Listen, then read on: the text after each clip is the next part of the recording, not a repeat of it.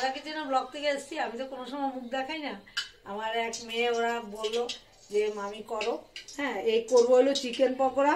চিকেনের মধ্যে আগে থেকে ভিনিগার দিয়ে মেখে রেখেছিলাম, নুন হলুদ লঙ্কা মানে কাঁচা লঙ্কা পেঁয়াজ এগুলো বেটে নিয়েছি।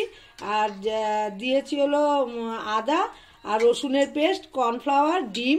হ্যাঁ, এগুলি দিয়ে এই যে মেখে নিয়েছি। আর আমি দিয়েছি ধনে পাতা। আমি মেখে নিয়ে দেখাচ্ছি যে কড়াইতে তেল দিয়ে দিয়েছি। হ্যাঁ, তেল দিয়ে দিয়েছি, তেলটা হোক। আর আমি চিকেনটা একটু ভালো করে মেখে নিই। সকালবেলায় আমি একদম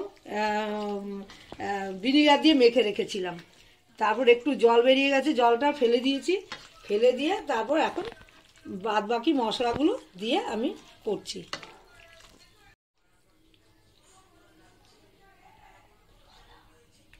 এবার আবার একটা একটা করে দিয়ে দিচ্ছি তেলের মধ্যে।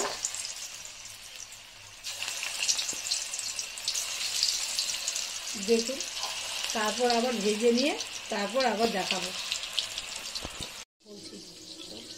আমার এই চিকেন পকোড়াটা হয়ে গেছে। এই যে ধনেপাতা চাটনি করলাম, হ্যাঁ, এটা দিয়ে আমরা খাবো।